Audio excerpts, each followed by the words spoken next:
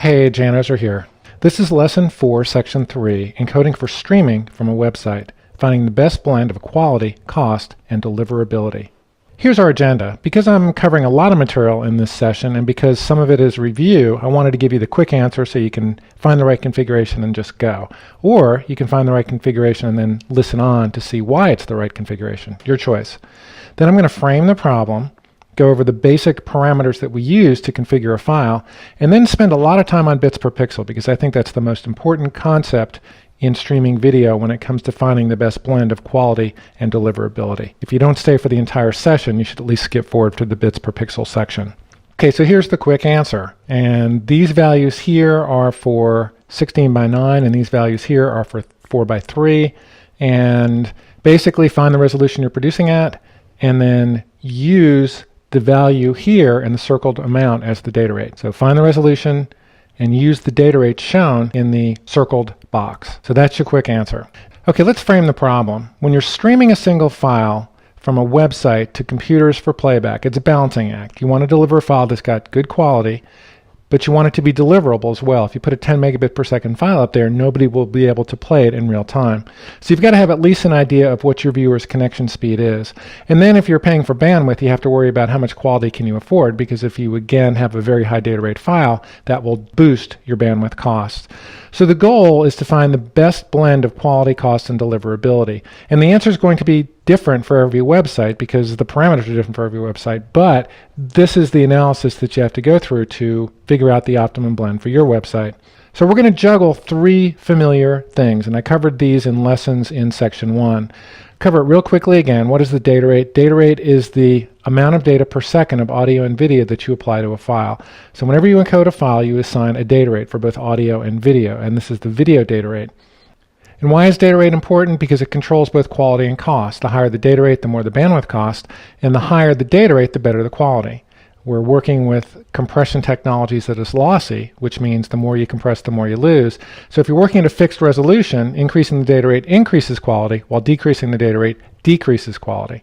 So what is resolution? Resolution is the height and width of the encoded file. So again, this is another fundamental encoding parameter that you enter each time you encode a file. And here's a 640 by 360.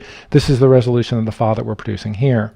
So most of the time these days we're shooting in HD. This is a 720p or a 1080p file, but we encode and deliver in a much smaller window. Why is that?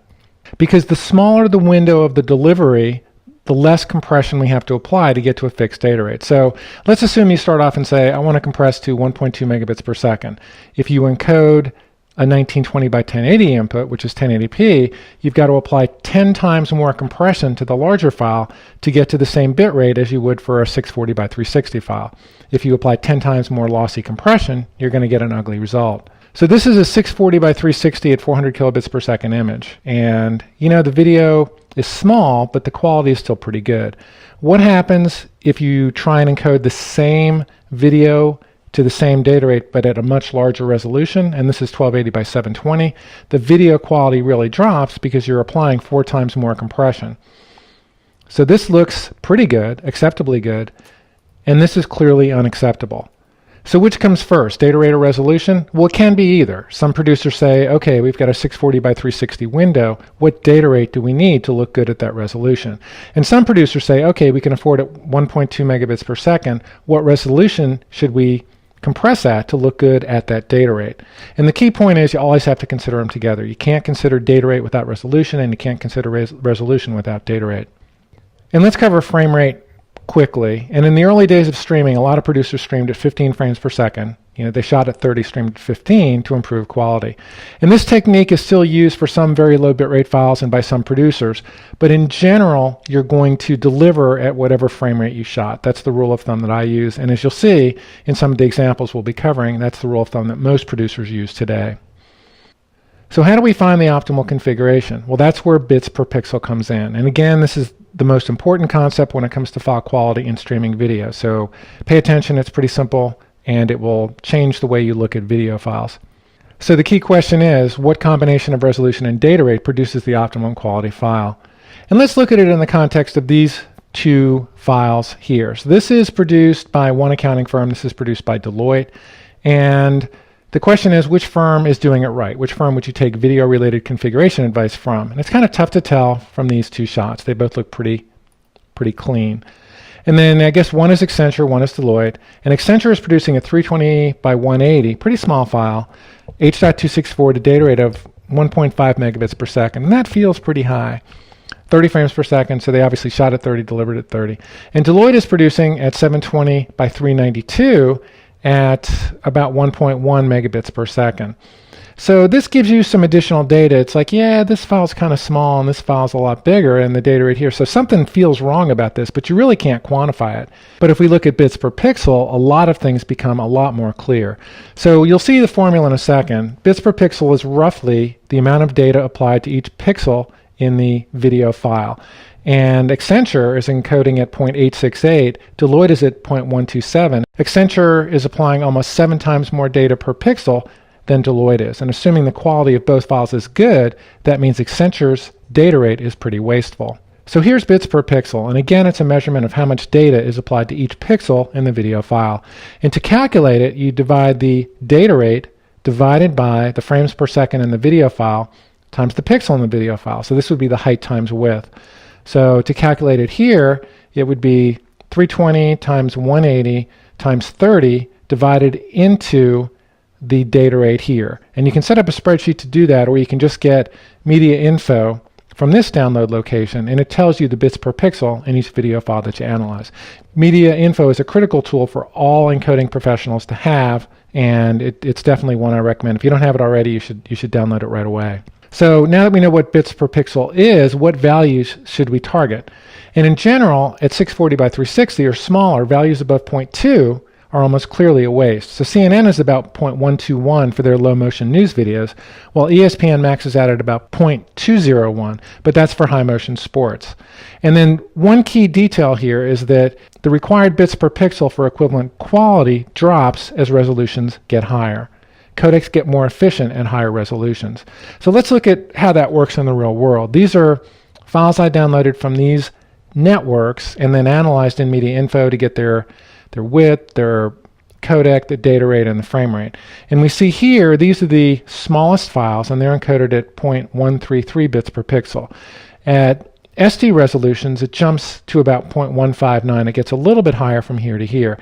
And then we start to see the drops come in. So this is at 768 by 432, and it drops from 0.159 to 0.134. And then at 720p, it drops from 0.134 to 0.056. So as the resolutions get larger, the required bits per pixel gets smaller. So this is quantified in the power of 75 rule, which I learned from Ben Wagner, who used to work at Microsoft and now works at Amazon. And here's the formula from going from one data rate and resolution to another, and it involves fractional exponents, so it's a little bit hard to explain. But this is the formula that I use to produce the answers that I showed you in the quick answer table at the start of the video. Basically, this is a quantification of what I said in English, that codecs get more efficient at higher resolutions. You don't need the same bits per pixel value at higher resolutions to preserve quality in higher resolutions files. So again, we kind of saw that in the broadcast space. Let's take a look at it in the corporate space. This is a table that contains a lot of videos encoded at pretty small resolutions, 308 by 210, and the average bits per pixel was about 0.589. Very, very, very unnecessarily high value. You know, we see here that media companies are at 0.133. There's a bunch of outliers in here, but the average is 0.589. At these resolutions, averaging 432 by 249, the bits per pixel is 0.133, and that's pretty reasonable. In fact, that's very close to what we saw here from media companies at roughly the same resolution. At full SD, the average was 0.140, and again, that's pretty reasonable. And in pre-HD to HD, coming up to 720p, the average is at 0.117. So here's the corporate summary. We started off at that 0.589, and obviously that's way too high, but it dropped down to a much more reasonable 0.133 for the 432 by 249 average. At full SD, 640 by 360, we saw 0.140, which is pretty similar to what we saw from the media companies. And at greater than SD resolutions, we saw 0.117 again. We're seeing a nice drop from here to here, and then a little bit of an uptick here, but down again here. So here we are back at our quick answer table, and let's explore this in a little bit more detail. So this table deals with 29.97 frames per second. These are the bits per pixels in the configurations shown in the table. And to figure out what the best answer is, choose the resolution that you're producing at, and then use the circled number. So if you're producing at 480 by 270, use 679 720 as your target data rate. 1920 by 1080, use this number here. And basically this recognizes that, as the rule of 75 shows, you need a lower value of bits per pixel here than you do here to get the same quality. And this is 16 by 9 values, and these are 4 by 3 values. The bottom line is you should know the bits per pixel values for all videos that you distribute on your website. If the value is too low, quality will suffer. If you've got video that looks poor, check the bits per pixel, and if it's under 0.1, chances are you need to increase the data rate to make the video look better. If it's too high, the video may not stream smoothly, and bandwidth costs will be unnecessarily high.